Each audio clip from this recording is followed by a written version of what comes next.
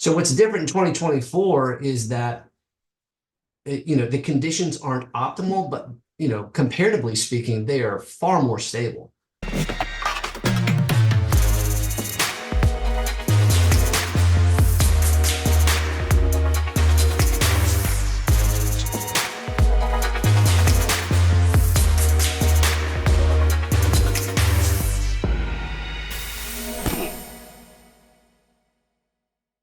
Hey everyone, before we jump into today's episode, I did want to take a second to tell you a little bit about our new sponsor, Levity.ai. In freight, time is money and efficiency is key. That's where Levity comes in. Imagine automating your email operations to do more with less effort. Levity connects directly to your inboxes, extracting vital information from emails and attachments in real time. It seamlessly integrates with your TMS, empowering you to quote faster, build loads more efficiently, and book more freight in less time. Whether it's incoming emails from shippers or carriers, Levity's got you covered. It understands any language, any format, and even interprets non-standard formatting. Visit levity.ai today to sign up and get started. Spencer Tenney, the president and CEO of Tenny Group. Welcome to the show. Spencer, thanks for coming on today. Thank you, sir. I'm glad to be with you. It's definitely a topic that I think gets talked a lot about in the industry, mergers and acquisitions, companies getting acquired. We've been seeing a lot of it. It's been in the news. Uh, and so I kind of want to get you first to kind of introduce yourself, tell us more about who you are and your company. Right, so as you said, Spencer Tenney, President and CEO of the Tenny Group. Just a couple things about me. I'm a third generation transportation logistics guy. Grandfather drove a beer truck in Dallas, Texas, and so the history goes way back. But my dad started advising on M&A exclusively in this space back in 1973, and that's what we've been doing since then. So my journey was kind of a broken road. Grew up around deal making. Wanted to go do some other things. I was a songwriter for a bit and did some things in the healthcare space, but really growing up and being around folks, being a part of that American dream of building something special and ultimately exiting. It's just something that if you get a chance to be a part of that, it's pretty special. I couldn't really shake it. And so about 25 years ago, got back in full time with my dad and ultimately purchased the business from him back in 2018. This has been a wonderful ride, helping business owners create value through acquisitions and then ultimately helping them exit. But our business is a little bit unique. We serve a very specific market, primarily sellers in that 20 to 300 million in annual top line revenue. And the reason that we do that is that we feel like that's where we can make the most impact. Very complex problems. It's high stakes.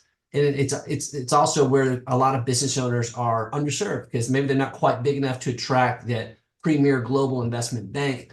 And so we bring that middle market sophistication to business owners that need it most. And it's just a heck of a time. We really enjoy it. And this is the best industry in the world.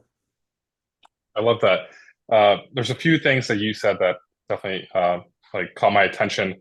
And just before I ask those questions, what I love about this is that when you build a product or a business that's valuable, it takes a lot of work, takes a lot of effort.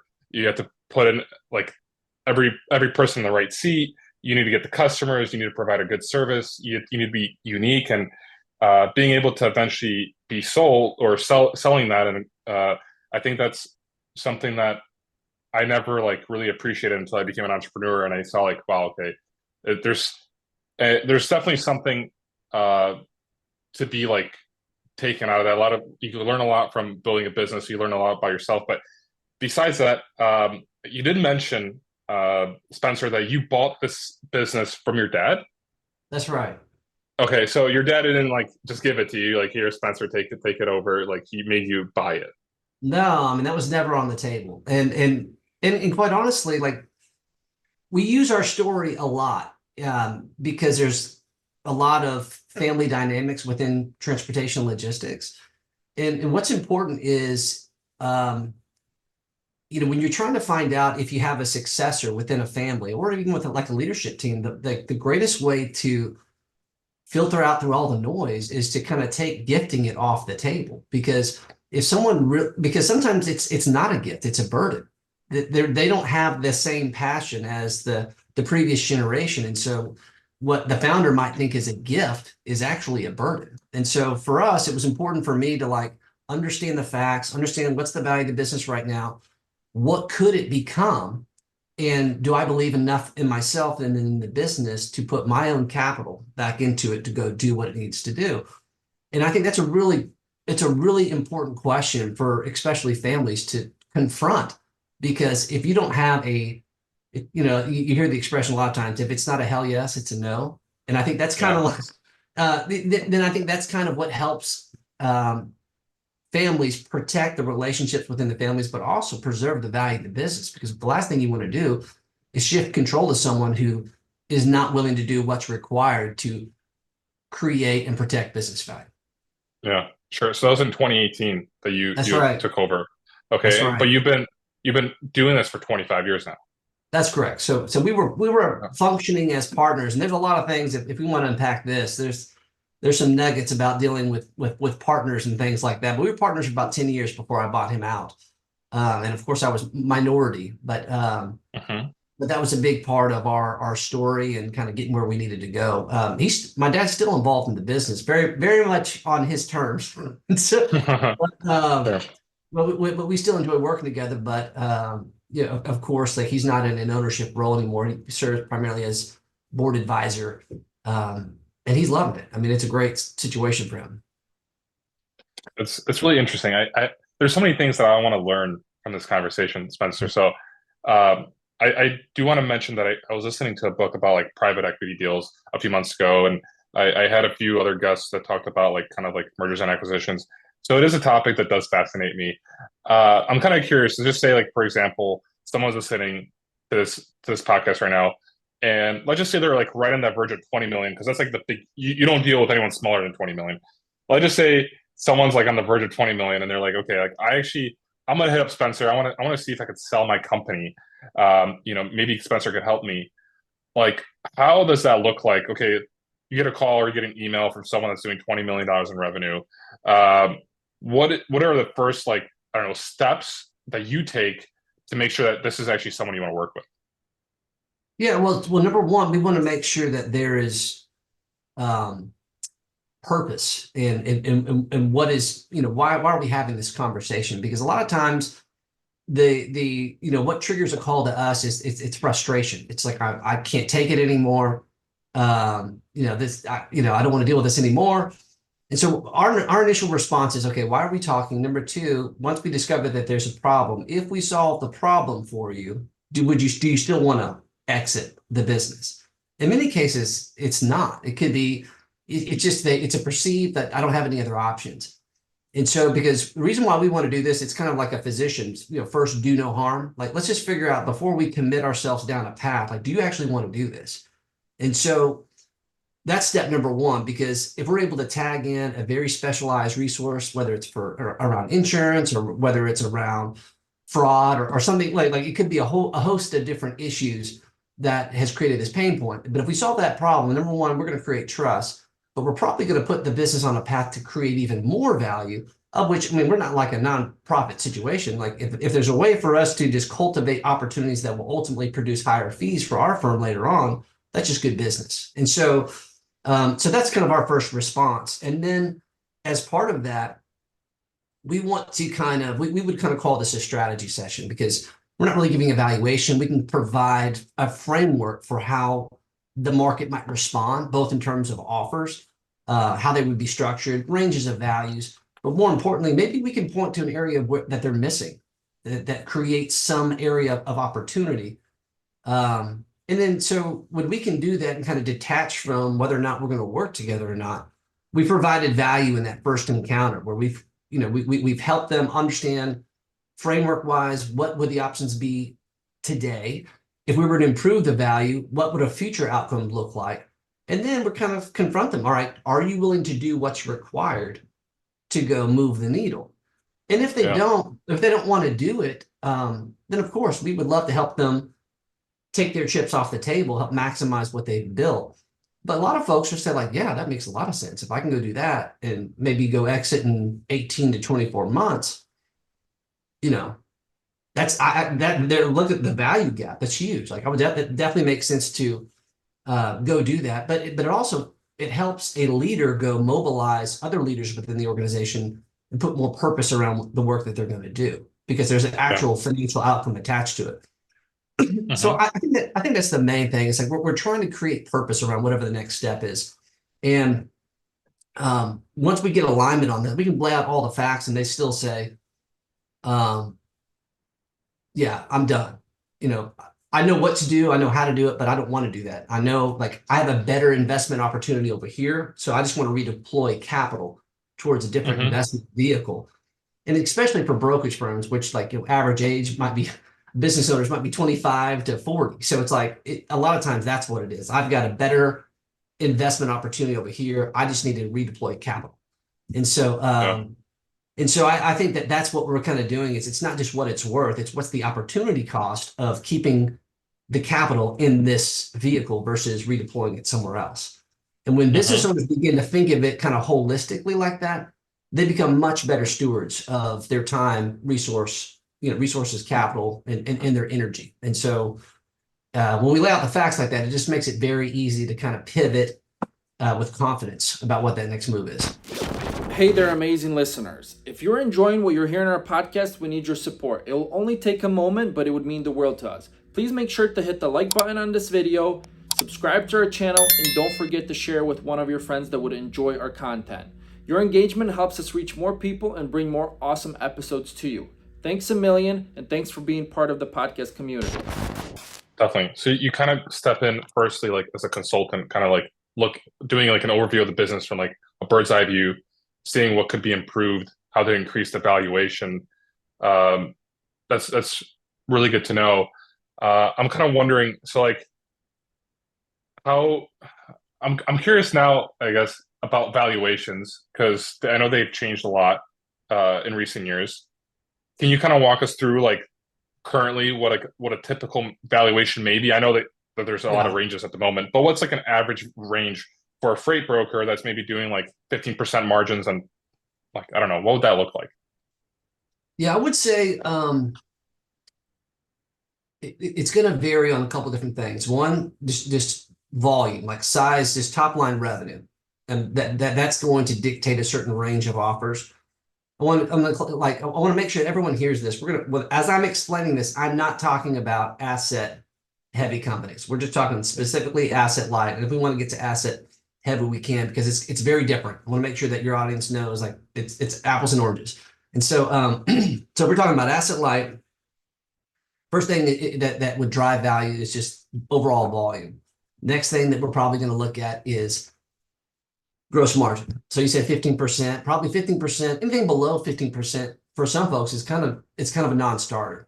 I mean, it's not going to be, I hate to say that as an absolute statement, unless someone can figure out like, oh, the reason that the problem is the leadership. In fact, as we change leadership, like the bones of the organization has the capability to be much better than that. But if there's fundamentally like it's like everything about it's driving kind of mediocre type um, outcomes for the shareholders, then not a great start. So anyways, north of 15%, north of, and then the next chart check mark, maybe if they're doing north of 20% on gross margin, maybe that's creating a different. It's kind of helping them get to the higher end of that. So I would frame it this way for a lot of companies that are, if their EBITDA is somewhere between 1 and 2.5 million, maybe for a lot of folks, they're gonna attract offers somewhere in the kind of 4 to 6 times EBITDA range. When you get north of that 2.5 to 5, maybe we can kick it up to like a 5 to 7-ish range. And then when you start getting like 5 to 10, then there's possibilities to kind of go 7 to 9. And again, it's all about the size. As it gets a bit larger and it gets more efficient, the larger it is, the higher it is on that range of gross margin, it's going to attract more value. Now, the context for that, like when we were, call it 21, 22, debt was free. the industry was going bonkers. Like, yeah, there were multiples on some larger 10 million plus EBITDA deals that were double digit EBITDAs, that like in terms of multiples. So that's true in an environment when the interest rates have gone up 400 basis points and then some over a 2-year period. More volatility in the freight market, it's just very challenging to kind of get those double digit type multiples unless there's both size and some type of niche expertise that provides insulation from the rest of the freight market. And so as a framework, I think that it might be helpful to a lot of your listeners. And I don't want that to be like absolutes, but like the key things that I would want them to take away is that there's a direct correlation between size, margin, and range of multiples when it comes to value. And so like the more efficient that you are and the larger that you are, the higher the multiple is going to be. Definitely. So right now, I'm wondering, Spencer, like 2024, how many, like in terms of like outreach to your company and overall the market sentiment, how has it been compared to 2023, 2022? I know there's still like a lot of M&A happening. Can you walk us through what's currently going on in that market? I mean, I think what the market doesn't see is just how much activity, how much effort there was to actually get deals done in 2023. The challenge is when, month over month, the freight market's just tanking and buyers and sellers are trying to get alignment on the value and the structure of a deal. At some point, there just became a point of this is cost prohibitive and inefficient and a distraction to the core business in 2023. So a lot of deals that were very close to getting done ultimately had to put pencils down because the market conditions were so unstable or unstable that it was impossible to get a deal done. We were still able to get several deals done, and some of those were 9-figure asset-light type transactions, but those were kind of the exceptions because it was an incredibly difficult market to go out and for acquirers to get their capital from third parties. It was just really, really challenging. So what's different in 2024 is that the conditions aren't optimal, but comparatively speaking, they are far more stable. And when it comes to M&A, we don't need perfect conditions. We just need stable conditions to transact. And so what's happening now is that you're seeing, offers where there's much more confidence. There's a much higher concentration of cash at close based on market stabilizing and the Fed signaling that we're going to have, I think we've had 6 straight months with no rate increases. And then we're going to have a rate reduction as early as March, probably at the latest in May, according to USA Today. And so all of those kind of macro type factors just make it much more easy for buyers and sellers to come to alignment both on value and structure. And I think that's the key. We just need stable conditions. When you have the kind of pressure in the marketplace, I think that's what's helpful as well, because there's enough pressure in the market where both buyer and seller need one another equally right now. And that just makes for, fair valuations. So in the last 25 years, Spencer, which years have been the most volatile? Well, certainly I would say, 2008, 2009, the banking crisis around that was tremendously difficult to get any type of deals that didn't have assets as collateral as part of that transaction. So that was a very difficult period. And honestly, 2023 was up there because it wasn't just the financial markets that were struggling. The freight market was in free fall. And so it was a double whammy on that. And so to have those going on at the same time, I would say that I don't mind telling you, it stretched our limits for sure. And I think it's just like any other kind of test for your business owners. When you go through a trial like that, it's impossible for you to come to not get on the other side of that and not be better for it. Because you're forced to learn new things. You're forced to adapt to the market conditions, to come up with creative solutions for both buyers and sellers. that make you better. I mean, I can remember there was a moment in this deal where I mentioned there was all this going on. There was an asset light transaction that we were part of, almost $150 million cash at close at stake. And we represented the seller, and the buyer, who their senior debt provider had a wrinkle in the last minute. They said, we need this. And the private equity group that was buying the company, they said, we don't have a software. We can't do this. We're out of time. And so my team stepped in and figured it out like in 3 hours and solved this and kept the deal in play. And I think that like that's what's I imagine there's many of your listeners that were kind of forced into a situation like this, that they had to improvise in a way that they've never done before. And that's what I think is kind of the positive side of, when you have those major challenges in a market. The temporary thing is maybe we get fewer deals done, but I'm grateful for everything that we learned in 2023 and how ultimately it's going to allow us to deliver more value for our clients over the next decade. So I am also curious, as you did bring this up, Spencer, about the asset-backed or asset companies, how it differentiates in terms of valuation. Because you mentioned the brokerage side, asset light. Yeah. Can you kind of dig in a little bit to tell us how are trucking company valuations compared to the brokerage valuations? Well, the biggest difference, it has to do with the efficiency of capital. On the reason why there's such a wider range of valuations on the asset light side is because you can hyper scale a brokerage company or with relatively little capital, right? Like in a 3-year period, you can go from 0 to 100 million in top line revenue. I mean, we see that pretty commonly. That's not even the realm of possibility on the asset heavy, because not only, when an investor's looking at this, they're like, okay, we're going to have our initial investment that we're going to have to get an acceptable return on our capital as part of that. But there's also the ongoing CapEx. We have to continually upgrade our fleet, our facilities, and all the different things. So that's also baked into the valuation and investment thesis, that when they're looking at this, they're looking at not just a multiple of EBITDA. In many cases, they're looking at a multiple of free cash flow, which is going to take into consideration that annual cost of CapEx to the ongoing P&L. And so what does that mean? That just means that there's built-in limitations for all asset-heavy type companies that have that characteristic, because the capital investment piece of it never goes away.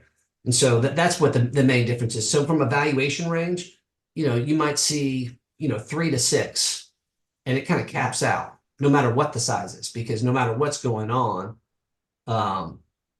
if you might have a $500 million drive-in. Well, think about the replacement cost of tractors and trailers on an ongoing basis on that size fleet. Like, well, an investor is looking at that. Well, that's all diluting my return on capital. So like it has to.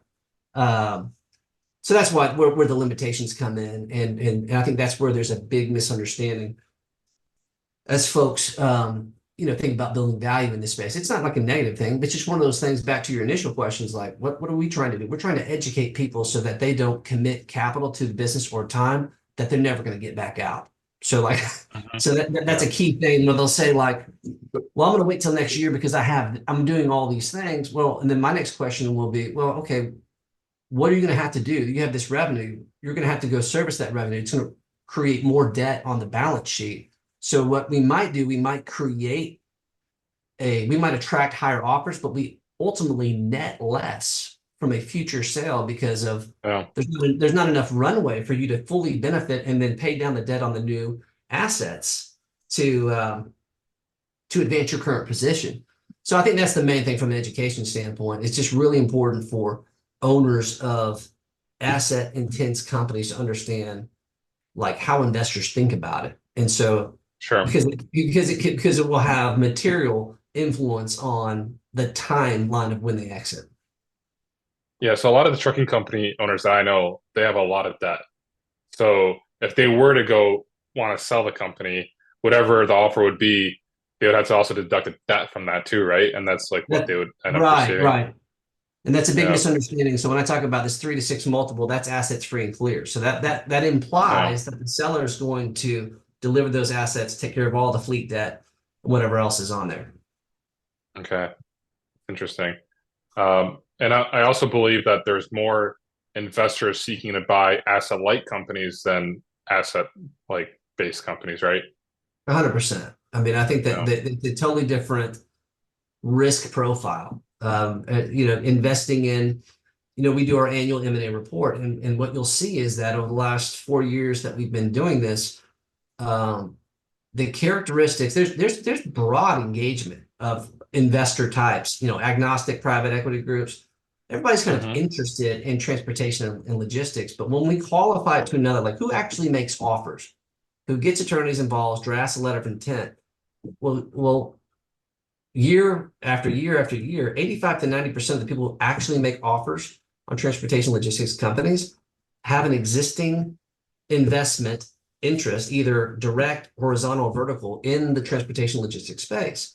So what that means is that it's very likely that the ultimate investor is going to require someone who understands this Mm-hmm. this ecosystem. And so it's important as you're thinking about building value that who are the buyers, how are they going to think about this?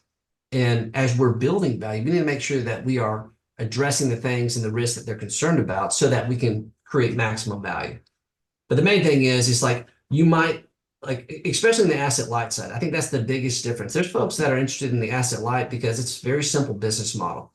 And there's, it doesn't have the CapEx. So you will Mm-hmm. get attention from broad private equity interests. And so I think um, so that's exciting for asset light companies. For the asset heavy, it's important to know that you're dealing with a much smaller buyer pool who has both the interest and the capabilities of getting a deal done. Definitely. And in terms of buyers, can we talk a little bit about that? I'm kind of curious, like are you typically dealing with private equity companies? Are you dealing with larger transportation companies that are just trying to acquire smaller players, trying to get those customers? How does that typically look like? It's a combination of both. So just like a sample from recent deals, you have like, some of your like most active acquirers, they are, just national, very acquisitive. Like a good example is US Multimodal. They acquired a company from us called Overland Distribution, Okay. intermodal company, and they've done a ton of deals, and so like it's a part of their growth strategy. They just are much more confident. They're going to do organic growth, but they have a corporate development team, and they're very sophisticated, and they go out and move with speed, and that's how they grow. I mean, there's also private equity groups, some of which have a dedicated fund, which they've gone out and they have, several $100 million worth of capital that they have put together for the purpose of investing in this space. So that's one type of private equity group. And there's another type of private equity group that is, you would call this kind of a fundless or sponsorless. And so what they'll do is they'll go raise a fund by the deal. And it's not good or bad, but it's just very specific. Hey, they'll go find a deal that they like, and then they'll get a capital sponsor, partner with them to go get a deal done. And that was the case of when we did the Priority Courier Experts deal. Blue Jay Capital teamed up with Trident, a private equity group out of New York City. And so that was just Mm-hmm. kind of a way that played out. And then there's, other strategics that focus more on like regional, acquiring mom and pops. And so that was Trimac. I mean, that's been their playbook the last 3 years. They've done 4 acquisitions in each of the last 3 years. They acquired our client Doyle Simpson Sons, which was a bulk hauler out of Tennessee. And Mm-hmm. so, same thing, corporate development focused on founders that don't have a successor and bolt them on to their existing operation. And and then I guess, so what you're seeing is it's either a private equity that has an existing presence, which is Blue Jay Capital. They Yeah. have multiple platforms, or you're seeing, larger um, players that have the resources to have internal corporate development teams that know how to do M&A, and they're going out and Mm-hmm. doing those things. Keenan Advantage is another one that we've done deals with. They've been very active, but they're, shout out to Rebecca White. She does tremendous work on their team, on their corporate development side. And so, yeah, those are just kind of a sense of the buyer profiles and how they kind of operate. I always find that to be very interesting. And I know like the process is very long as well. Well, it depends also like how quickly the buyer is willing to buy it, but there's a lot of compliance that goes into selling a company. So if we were to go back, I want to be in the shoes of a freight broker. I'm calling up Tenny Group. I'm like, Spencer, I need to get my brokerage out, sold, and I need the capital, etc. Um, you typically know some people that are interested in buying private equity firms or someone that that's your I guess I guess that's what you're offering. You're offering the relationships, the ability to connect one another. So typically, can you walk us through that timeline? Like, how long does it typically take for a company to be sold, and how does the whole compliance look like? What should a broker who's selling a company know that like they're going to be going through? I know like the compliance is really strict. There's a lot of financial reporting, stuff like that. Can you just walk us through that? Yeah, so a lot of it has to do with preparation. I mean, I think I'm reminded of a company we sold, Standard Freight, freight brokerage, two young guys, both under 30 at the time, excellent dudes. I mean, they both had like separate family businesses in the cattle industry, kind of, overnight, like, hey, we didn't really expect much from this, and this turned into a $30-40 million annual revenue type business, and we don't really know what to do with it from there. We want to redeploy capital to some of these other things that we understand. So we actually had two goes at this. When we first time we realized that there were some imperfections that we're going to limit. So like basically we looked at it and we said, we don't think we're quite ready for prime time. There's some comp strategies that are going to be a problem once people lean in and start doing due diligence. So in that case, we brought in, just like I just shared earlier, we brought in an outside expert that kind of modernized their comp strategy. And so, and just kind of allowed them to present much more professionally to an investor. And so, that took a little time, but when we came back and we knew that they were ready, I mean, they effectively provided all of the documentation that we needed in about 4 days, which that was amazing.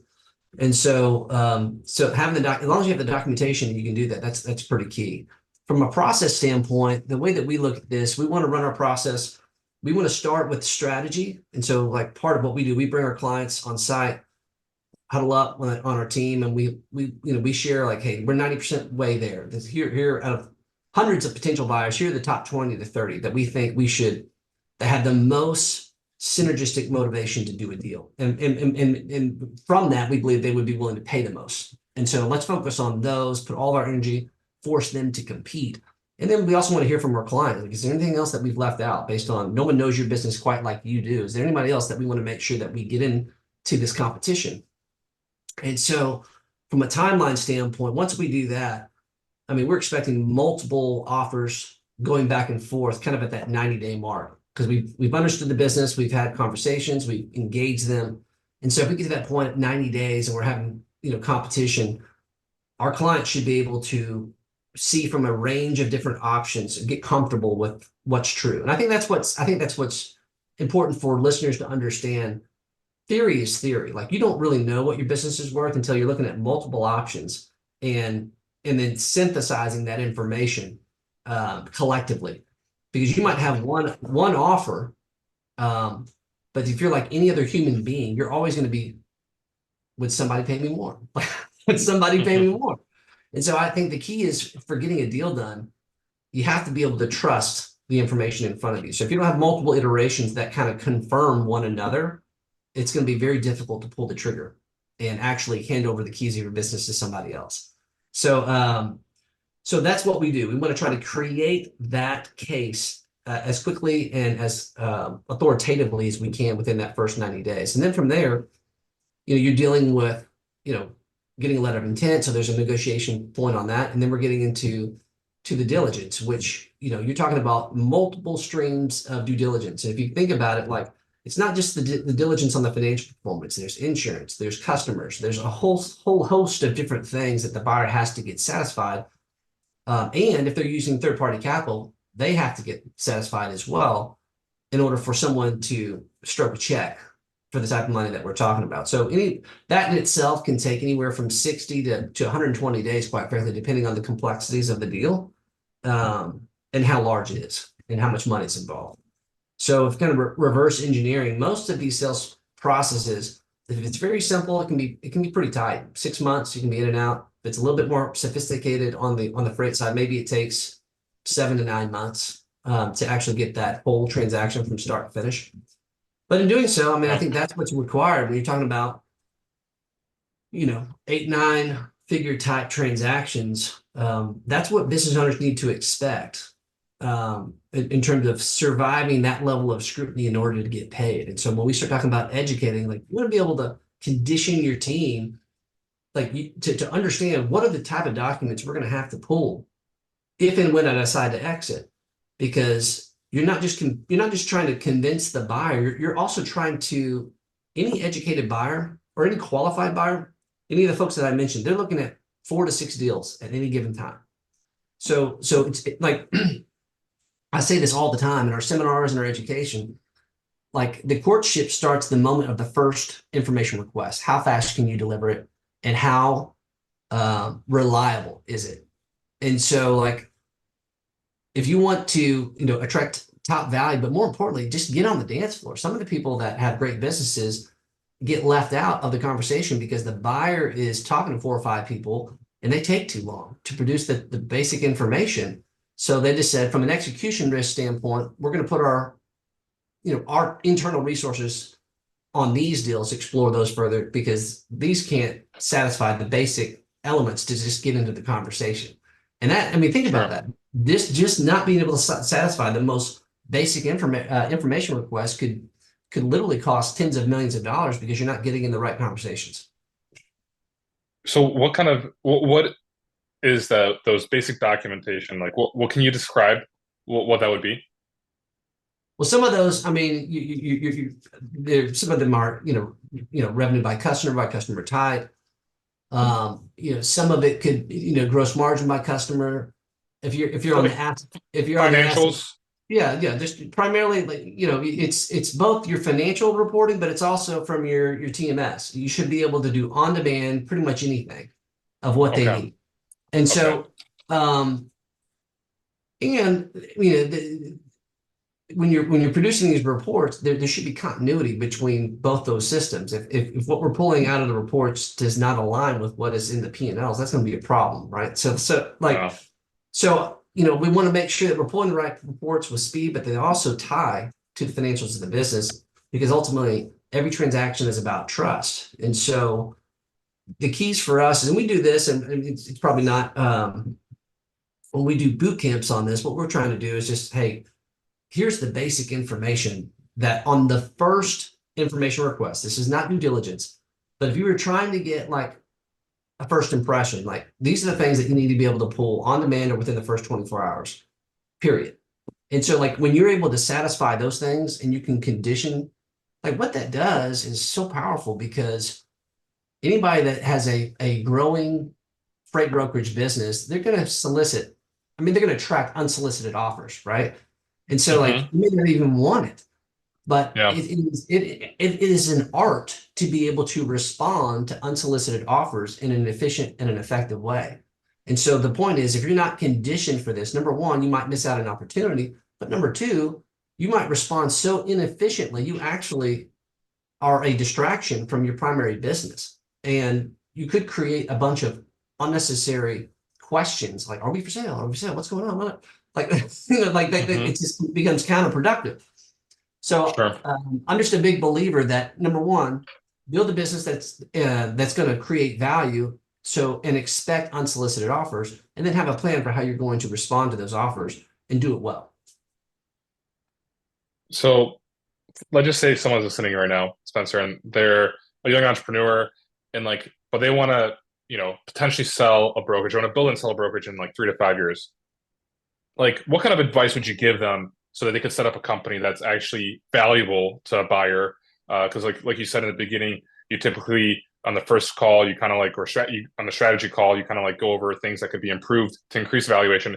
Let's just say someone is right now beginning, maybe they already have a brokerage, maybe they're about to open a brokerage. What should they have in mind so that they're ready in 3 to 5 years to actually be acquired? Well, I have a lot of people. I mean, if I had a nickel for somebody or a freight broker, she told me, said, "Hey, our goal is to become $1 billion company."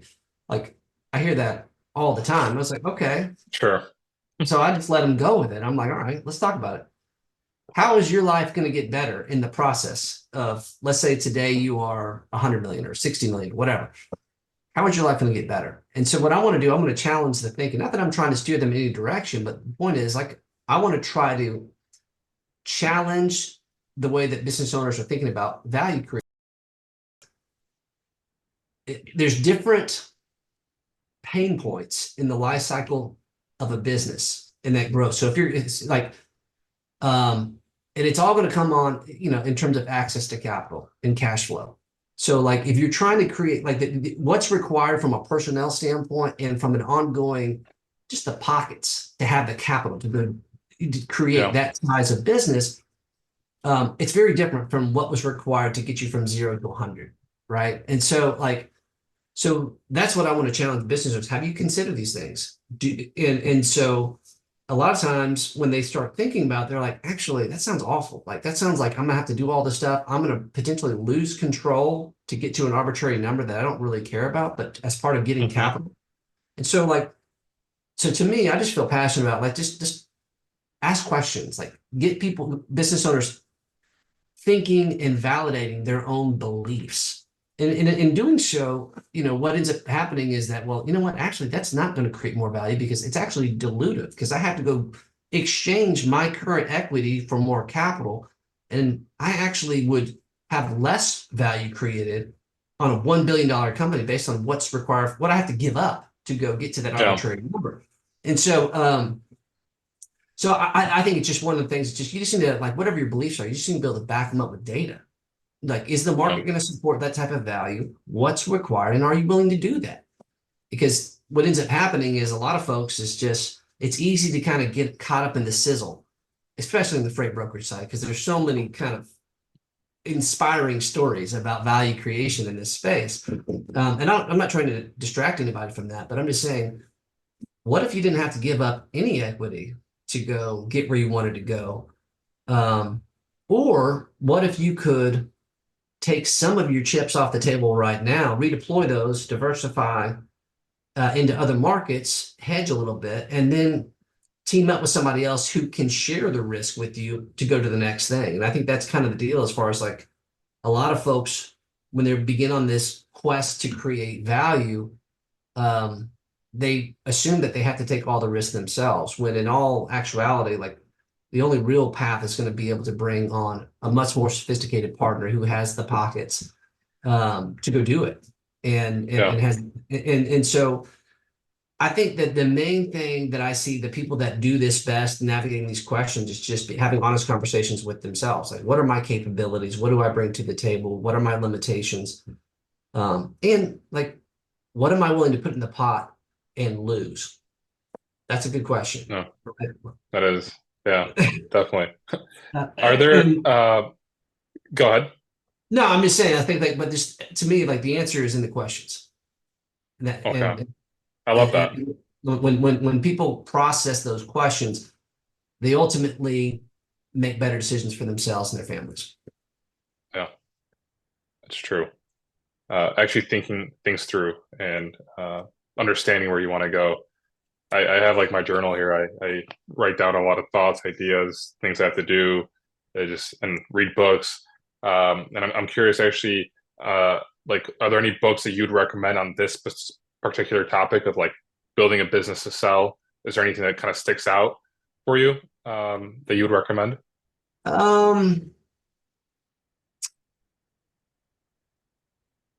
There's actually a book called Built to Sell, and it's very simple. It's kind of a fable I type read that deal. one.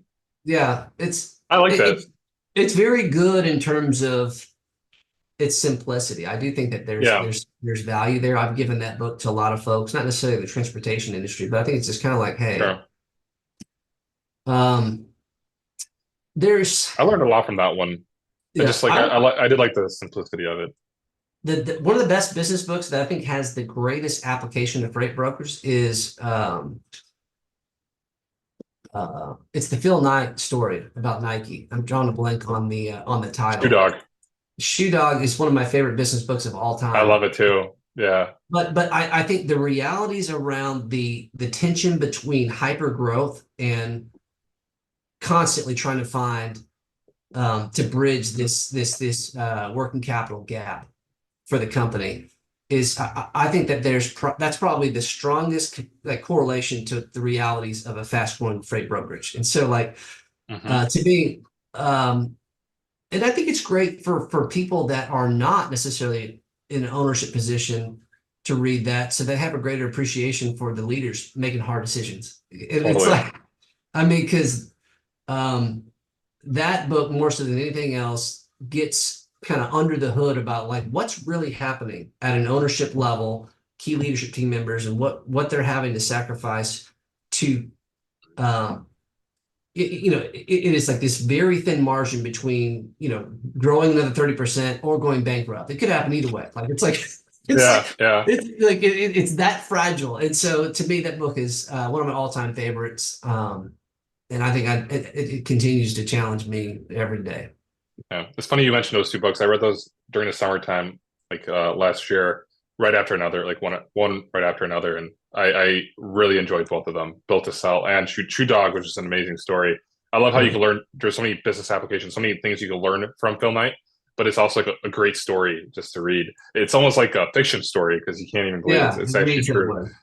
Yeah, yeah, definitely. I'm actually now kind of curious, Spencer, because you've been the CEO for what, 6 years now, almost. It's right around 6 years, Mhm. and I'm kind of wondering, what does your day to day look like? What are your like priorities and focus on? I know you like overall, Tenny Group's been doing a lot of marketing, but really getting out there. Um, Overall, like as a CEO and leader, what are you mostly focused on nowadays? Well, the main deal is to provide vision for the company and to resource our team leaders to do excellent work. And so I do a lot of listening, quite frankly. I want to know like what are the problems that you're confronting and what can I do to remove interference. But also a key part of my deal is to hold accountability. Like here's our standard of excellence. Are we meeting that? And I think one of the challenging things is you're trying to lead, you know, elite performance teams. I mean, that's hard. I mean, and especially in the business of what we do, when there's a tremendous amount of things that we can't control. So, we one of our kind of guiding tenets, we talk about extreme ownership, and that's another good book too. But the way that I think about it is that I'm constantly challenging our deal teams to work each day with an attitude of extreme ownership. And the way that I define that is we are responsible for molding the environment around us to create success.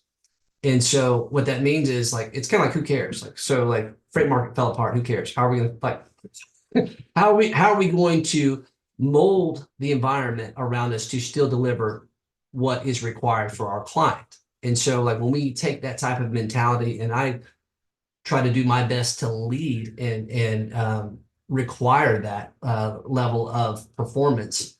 Some really interesting things happen when people don't need a nudge and they know that the answer is always going to be like, hey, okay, what are we going to do to remold the environment in a way that we can actually be successful? Whether it's educating our client, whether it means creating leverage where there is none for our client, whether it could be just like the example, like where we pulled a rabbit out of our hat and figured out how to get senior debt who was providing $50 million to the deal, how to get them satisfied. Like that's not our problem, but we had to go solve the problem for the buyer so that they could give our client the money. And so I think that it's that type of mentality at a CEO level that I'm trying to instill into our team so that we can provide the type of service that differentiates from folks who try to do what we do. Yeah, I like the vision aspect. That's kind of what I try to stay focused on as well. I'm a lot smaller, but just I just finished reading Traction not too long ago, and that's been a great Oh book for yeah. me. Putting that all together. There was one last question I was going to ask. just this time zone right here. I just had meetings all day, and I'm like a little bit brain dead right now. Um, but I guess overall, Spencer, let's just say someone's wanting to sell their company and they want to reach out to you. What's the best way to do that? Yeah, I would just reach out via our website, or contact me on LinkedIn. I mean, our website is thetennygroup.com. And in LinkedIn, and our deal is this: I think when people reach out, I think what they can count on is that, number one, our commitment is to leave you better for the encounter, whether we do business or not. Like, people that reach out to us, they leave more educated, more resourced. Um, and I think that what's interesting about what we do is, like, we can't motivate anybody. It's like the worst thing that we can do is to try to motivate someone to sell their business. So in some ways, that's kind of disarming, because it's not in our best interest to try to motivate you to do something, because all we're going to do is sign up for 1,000 hours worth of work that may produce, a non-event from a revenue standpoint. And so I think that when folks just reach out to us, it's not about like waiting until they have to sell. I think the deal is, like, we see ourselves as a kind of a central clearinghouse, because you should just start the conversation, because you begin to get educating. You may have a problem. We have a robust network of industry specialized experts to say, like, hey, I've got a guy for that. And it's exactly what we did with, Standard Freight. Like, that wasn't us handling that. I just brought in an outside expert that was the best possible person to handle that problem. So I think for us, it's just, it makes sense, if you're in the business of creating and protecting value, to start the conversation. And when we're on one another's radar, there's a much better chance that we're going to be able to help you get where you want to go. I actually just remembered the last conversation I was going to ask you, Spencer, and if you're able to get into details, that'd be amazing. If not, I totally understand. Could you describe maybe like one or two of like the biggest deals that you've been a part of? I would say one of the most interesting deals that we were part of. There was so much disruption in the supply chain during COVID. There was just all crazy things happening from an acquisition standpoint. But one of the more interesting deals that we did is we did a transaction with the Western division of Wilson Logistics with Ashley Furniture. So Ashley, largest furniture retailer in the entire world. But what was funny about their organization, it's kind of like three guys. I mean, it's like very small, intimate circle that actually writes checks and does their process. And so, for us, our client, Wilson, they had, 500 or 600 trucks, maybe 1,500 trailers. And, we were, what was interesting about it, we didn't sell the whole company. We were able to divest a division of the business that was very meaningful to Ashley Furniture, who was trying to solve all of these supply chain pressures and to create more, and for that, so they could provide more capabilities to their end customers. So there was just a ton of unique things that were really fun for us to work on, like divesting half the business, ensuring that our client could still operate from a non-compete standpoint, and then working with kind of a vertical strategic type buyer who had never done an acquisition of a for-hire type carrier. There's just a lot of nuance for us to work through, and amazing outcome for our client. And it's just one of those where you've never seen it all in M&A. There's always the chance to do something new and fresh. But that was just a great, from a size standpoint, very large in terms of the outcome from our client, the nuance, the players. So I would say that was just a really neat one that we were happy to be a part of, and glad that it worked out for our client. Yeah, I remember reading about that. That's awesome that you took part in that. Spencer, thank you so much for joining us today. You're such a smart person. I honestly, like, and this topic is just so interesting. So if I had a brokerage I was about to sell, I'd definitely be reaching out to you. And I just appreciate your time for coming on the show. No, let's do it again soon, and come see us in Nashville. We'll show you a good time. Yeah, definitely. I got to stop by there sometime. But yeah, Spencer, I'm going to cut it from here. I appreciate you coming on. It was cool. I'm kind of like, I don't know. like I couldn't talk on the show for some reason. I've been by the computer with meetings all day long, and I'm like just like I can't even think. So like I was just like, okay, Spencer, you can do all the talking. I'm just trying to figure out how to talk right now. But that was great. I learned a lot. We'll have the podcast. I think we'll actually have this podcast out on Monday. We'll have a blog post out sometime next week on afraidcaviar.com, and yeah, we'll go from there. But that was cool. That was cool. Yeah. Well, I really appreciate you inviting me on, and thanks for doing what you do. And like I said, as far as content goes, you guys are, leading the pack. So I definitely got my eye on you guys and trying to learn how to bring more value and more entertainment, which is not easy. Yeah, that's what the millennials want. They want entertainment and education. Actually, I'll send you this cool link from this guy from TikTok. He grew his account to like 2 million followers in 2 years, and he explains exactly how he did it. Like, I'll send it to you via email. You can take a look. I sent it to my whole team here at Free Caviar. I was like, just watch this. This is great. Like, it's just 2 minutes long and it's nice and simple. But yeah, like if I'm just curious, like, because I mean, like my goal probably is like maybe in 3 to 5 years, maybe longer, depending on how it goes. Maybe to sell Free Caviar. Obviously, I've got to pick up the numbers and stuff. Would you be interested in maybe like not like if, would you be interested, but like is that something that you also do is like media companies, or are you kind of like that's not your specialty? So for our growth strategy, we're just like we practice exactly what we're preaching, and so I think that where we see from our growth markets, they're not like direct in truckload and brokerage. Like where we see our growth opportunities, it's diversifying in adjacent markets. So like freight tech, media companies, but all the things because quite frankly, like all of the buyers, the synergies exist in the relationships that we already have.